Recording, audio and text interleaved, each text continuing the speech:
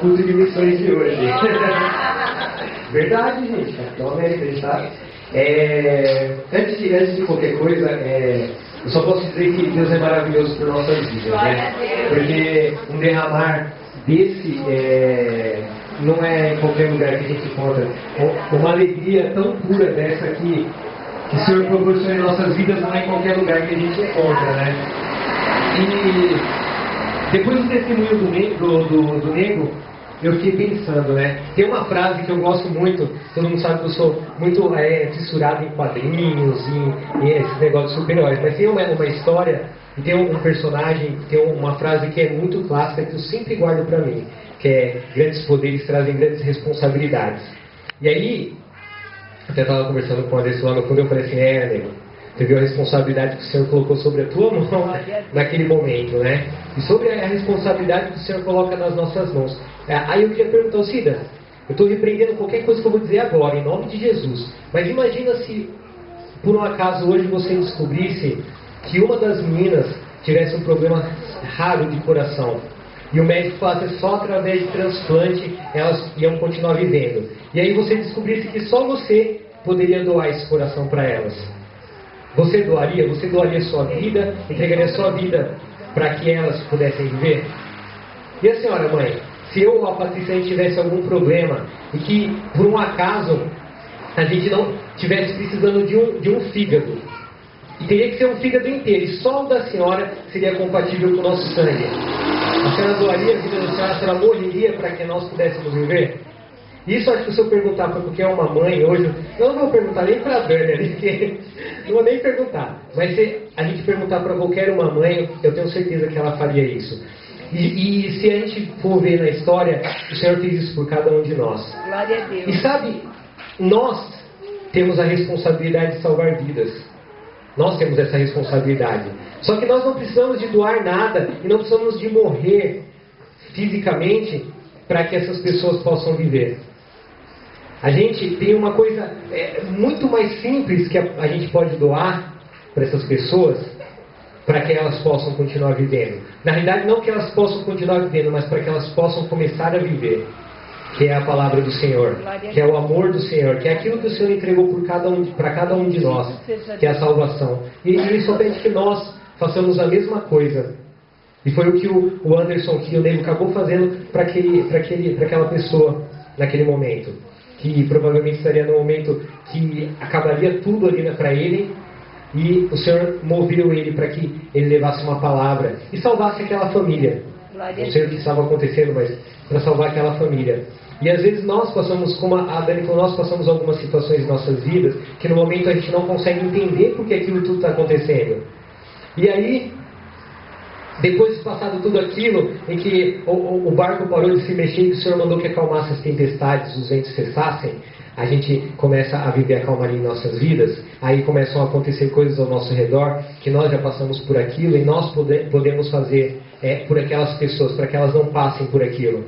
Só que a gente só vai ter noção disso se nós estivermos próximos do Senhor, se nós tivermos intimidade com Deus, intimidade com o Pai, para que nós possamos passar isso para eles. Então que a gente possa ter em mente que a única coisa que a gente tem que doar para as pessoas é aquilo que o Senhor só doou para cada um de nós, aquilo que Deus deu para cada um de nós. Ele que, como eu já disse, estava lá no trono dele, tendo tudo que ele poderia ter lá. E ele que se fez homem, como qualquer um de nós, como eu estava conversando com a pastora, né? E a gente chegou a comentar sobre isso. E ele se fez homem para mostrar para cada um de nós que é possível sim fazer tudo aquilo que ele fez. Amém? Amém. Então vamos levantar, vamos abrir nossas Bíblias em Mateus, capítulo 5. Mateus, capítulo 5.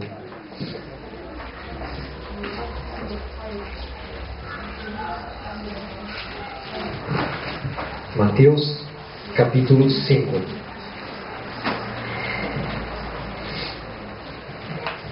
Eu ia ler só dois versículos, mas aí eu vou ler uma parte, um trecho bom aqui do livro. Mateus, capítulo 5. Mateus, capítulo 5. No meio daqui, o Sermão do Monte. Vendo as multidões, Jesus subiu ao monte e se assentou.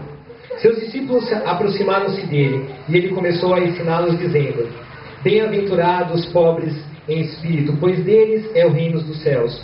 Bem-aventurados que choram, pois serão consolados. Bem-aventurados os humildes, pois eles receberão a terra por herança. Bem-aventurados que têm fome e sede de justiça, pois serão satisfeitos. Bem-aventurados os misericordiosos, pois obterão misericórdia. Bem-aventurados os puros de coração, pois verão a Deus. Bem-aventurados os pacificadores, pois serão chamados filhos de Deus. Bem-aventurados os perseguidos por causa da justiça, pois dele é o reino dos céus. Aí depois eu queria que pulassem para o versículo 13. Vocês são o sal da terra, mas se o sal perder o sabor, como restaurá-lo? Não servirá para nada, exceto para ser jogado fora e pisado pelos homens. Vocês são a luz do mundo. Não se pode esconder uma cidade construída sobre um monte. E também ninguém acende uma candeia e coloca debaixo de uma vasilha. Ao contrário, coloca no lugar apropriado, e assim ilumina a todos os que estão na casa. Assim brilhe a luz de vocês diante dos homens, para que vejam as suas boas obras e glorifiquem ao Pai de vocês que está nos céus. Só até aí. Papai querido e amado, obrigado, Senhor e meu Deus, por estarmos neste lugar, neste momento, ó Pai. Obrigado já pelo Teu derramar, ó Senhor e meu Deus, e por tudo que o Senhor vai falar a cada um de nós, ó Senhor e meu Deus. Toca os nossos corações, ó Senhor e meu Deus, e abra nossos olhos para a Tua palavra, Senhor. Pai, que neste momento não seja mais eu, mas seja o Senhor, ó Pai, querendo falar com os Teus filhos, ó Senhor e meu Deus. Ó Pai, meu Senhor, eu Te agradeço, ó Pai. Amém, Jesus. Amém, Senhor. Os irmãos podem se assentar. Hoje nós estamos no nosso culto de missões. E há um mês atrás, o Senhor havia me mostrado que era para nós orarmos pelos Estados Unidos, né? Para nosso culto de missões seria para os Estados Unidos. E aí eu trouxe só algumas curiosidades rápidas antes da gente começar. Então, os Estados Unidos ele é constituído de 48 estados, mais uma capital que é Washington. Ele é o quarto território maior em extensão de terra. Ele é o terceiro maior país em população. E ele é a maior economia mundial. Sem isso aí, sem sombra de dúvidas, todo mundo já sabe. Ele foi colonizado pelos franceses e pelos ingleses, pelos britânicos, né? E teve a independência dele, é um país muito jovem. Ele foi independente dessa colônia em 4 de julho de 1776. Agora tem uma curiosidade muito boa, que mais da metade dos Estados Unidos é protestante. Mais da metade, se eu não me engano, 70% da população é cristã. Só 51,3% é protestante. Ela é protestante. E tem uma igreja, que eu estava até comentando com a pastora hoje de manhã, que ela é considerada uma das 100 maiores igrejas evangélicas do mundo. Nessa igreja cabe 52 mil pessoas. Eu vi uma foto dessa igreja e ela era igual um estádio de futebol, gente. Era gigantesca, ela era muito grande. Dava para ver uma foto meio de cima, atrás do púlpito. Eram galerias de cadeiras. Galerias enormes. Aí tinha uma planta dela, ela é meio oval. Era igual um estádio, exatamente como um estádio, de tantos lugares que tinham. Aí eu fico me perguntando, imagina você dentro de uma igreja desse tamanho, com 52 mil pessoas, 52 mil cristãos ali dentro, clamando ao Senhor. Imagina, eu fico imaginando um culto de Pentecostes naquele lugar e todo mundo tomado do Espírito Santo. Porque aqui na nossa igreja, a gente já teve alguns cultos que nós tivemos umas 100 pessoas aqui. 100 pessoas, não cabia gente aqui, estavam pessoas aqui na frente, lá para fora, né? E a presença do Senhor era muito grande. Como ela foi hoje aqui? Hoje nós estamos em mais ou menos umas 40 pessoas, acho que não chega a 40, se eu não me engano, se eu errei na conta. A gente tem umas 39 pessoas aqui hoje. E o Senhor fez um derramar desse. Imagina 52 mil pessoas. 52 mil pessoas louvando ao Senhor. Imaginem, eu fiquei olhando aquilo ali, eu fiquei acho que uns 10 minutos olhando para aquela foto e fiquei imaginando como seria uma igreja desse tamanho. Uma quantidade dessas de pessoas adorando ao Senhor. Mas, mesmo lá, tendo igrejas tão grandes e tendo mais da metade da população protestante, Eu, a pastora, a Dani, a gente lê um livro e a gente chega no mesmo consenso. Esse livro não é para qualquer um ler. É um livro que ele é muito pesado. É um livro que eu, no segundo dele, eu orava sempre antes de abrir ele. Eu sempre orava antes de abrir o livro para ler. E tem uma determinada parte do livro em que é um livro sobre um ex-satanista que se converteu, e ele fala sobre os planos, né, que eles bolam para que as igrejas do Senhor possam cair. E aí chega uma hora que eles citam os Estados Unidos, né? Falam porque lá tem igrejas muito grandes, ministérios muito conhecidos. A gente pode ver que muitos louvores que a gente canta aqui, alguns são de lá e que nós traduzimos para a nossa língua, trazemos para a nossa língua. E muitas pessoas que têm uma unção muito grande são de lá. Eu acho que os melhores livros que eu já li evangélicos do Senhor vêm de escritores americanos. São de lá.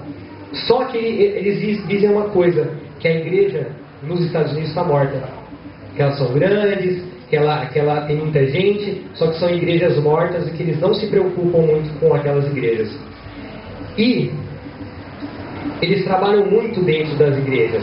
Eu estava conversando com a pastora mesmo hoje sobre isso. Eu estava estudando sobre os Estados Unidos, lendo um pouco, porque se nós lermos um pouco sobre a cultura dos Estados Unidos, a gente pode ver que ela foi criada com base na maçonaria. 13 dos primeiros presidentes dos Estados Unidos eram maçons. A nota de $1, se pegar, você vai ver que tem símbolos maçons nela. Eu estava até contando, se Washington tem um mapa que vazou na internet, que Washington tem algumas ruas que, se você ligar, formam um símbolo maçom e um pentagrama, né? Se é verdade ou não, não sei. Também não quero pagar para ver. Mas aí no meio dessas pesquisas, eu acabei pegando uma carta, né? Um pastor colocou na internet, no blog dele, uma carta que ele havia recebido. Não foi diretamente para ele, mas foi para um pastor conhecido dele, de um satanista que havia entrado na igreja, se infiltrado na igreja.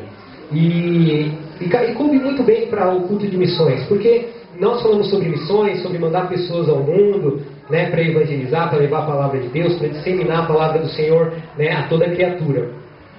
Só que a gente se esquece que eles também têm a mesma coisa. Eles têm os missionários deles.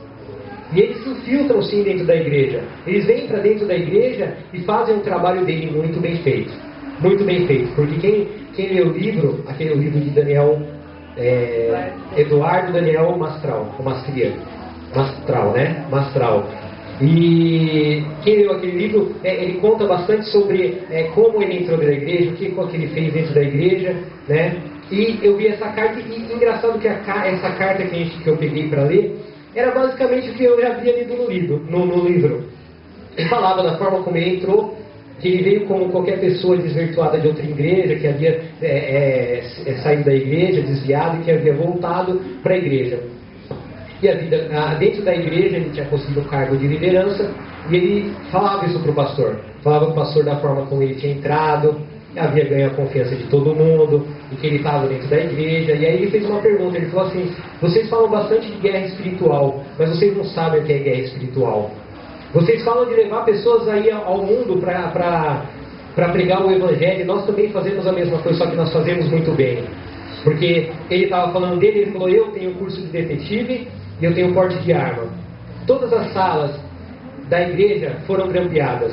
Todos os segredos de todos os membros da igreja eu sei, porque havia membros que ligavam para pastor e para o pastor, e pelo telefone os pastores auxiliavam algumas vezes bem, igual ele falou, algumas vezes bem, outras vezes não, né? Mas eu sei o segredo de todas essas pessoas dentro da igreja.